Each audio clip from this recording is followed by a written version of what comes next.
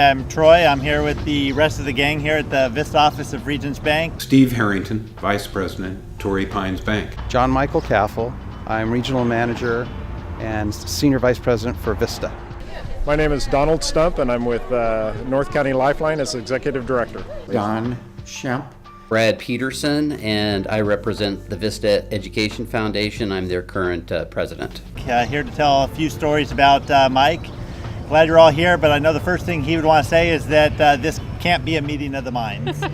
Well, Mike and I met in 1973. I'll remember the day as long as I live. It's basically, I was the first guy on the job that day, knocked on the door at the bank, and this guy comes strutting up, opens the door and says, "Good morning, I'm Mike, and you got my job."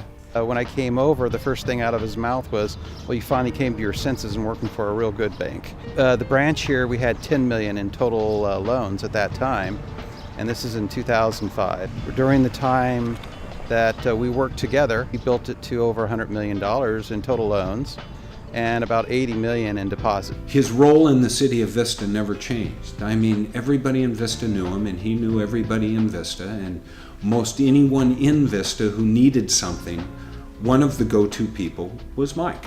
I got to learn from Mike. I got to learn about leadership, learn about leading the organization, the meetings, which is really great for me because that's part of what helped me get where I am today in terms of working for the chamber. And so I've always been very grateful to Mike for all the time he spent and the leadership that he showed and how much he cared about this community. Well, Mike was known as Mr. Vista, and that's definitely the case. I know people came into the office all the time wanting him to, if he was going to run for the council. I know he took care of businesses all over. He started out as a volunteer for our Vista Juvenile Justice Council. And the purpose of the council was really to create a diversion for kids that were in trouble. And that was really what Mike was all about. He got totally passionate about trying to help the kids turn their life around, but he also got really passionate about the community service element, which is how do you get kids who are Vistans to give back to the community of Vista? A lot of people didn't know that Mike had an artificial leg. He got around very well, but he had an accident when he was younger. He loved to play practical jokes with it, and one morning I came in and he was always in first, and it was dark in his office, but I saw a leg up on the desk, and I thought Mike had fallen asleep, but he was actually underneath trying to hook up his computer, and I went in there and I shook his leg and it came off. I'm like, geez. And he goes, "What do you do with my leg?" I said, "I guess I'm pulling it." He slid into third base one time. Actually, it was home plate, and he got the strap hook caught on the ledge of the home plate. He's laying face down, and his leg and his sock and his shoe are facing straight up. And Mike gets up and he turns that leg around, and there's a Samoan lady in the crowd that fainted.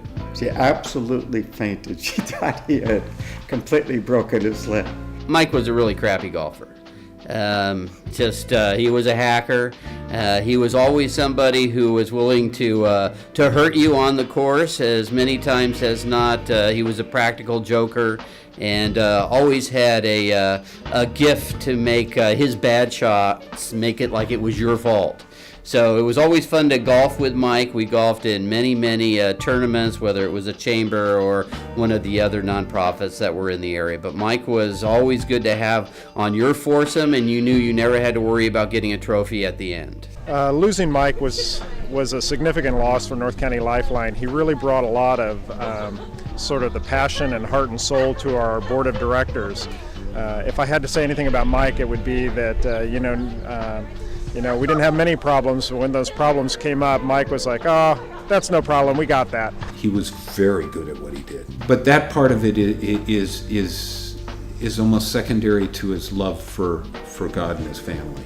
And he demonstrated that every day. The consistency of that love of family and God and his friends was inspiring to watch. And it's just, you don't see it too often. You know, I think Mike leaves a legacy, right? So his sponsoring me and really being a mentor, I think has gravitated me towards being, with the Vista Education Foundation. It's really kind of grown not just with me, but Mike's touched a lot of people. He helped so many people in business get started by believing in them. We'll miss that, but the legacy of him and how he's added value to so many lives, I think, carries on in his spirit of giving. The spirit of Mike will always be in our office, I think. Is a lot different because we don't see him in his office anymore and he doesn't come out to joke with us. We'll just always miss his smile, his love that he gave to us all, and he was just a very special person. And we're so used to having him come out of the office, going through the gate to go to the lot, come back to see us, and you expect that every day for him to do it. And we don't have it. Yeah, even been almost a year and we still walk up there and expect to see him at his desk. I might have the license plate that says Mr. Vista, but he was a true Mr. Vista when he was here. Put it in a nutshell, Mike gave a hell of a lot more back than he received. And that, in my opinion, is a true hero. And that's what Mike is.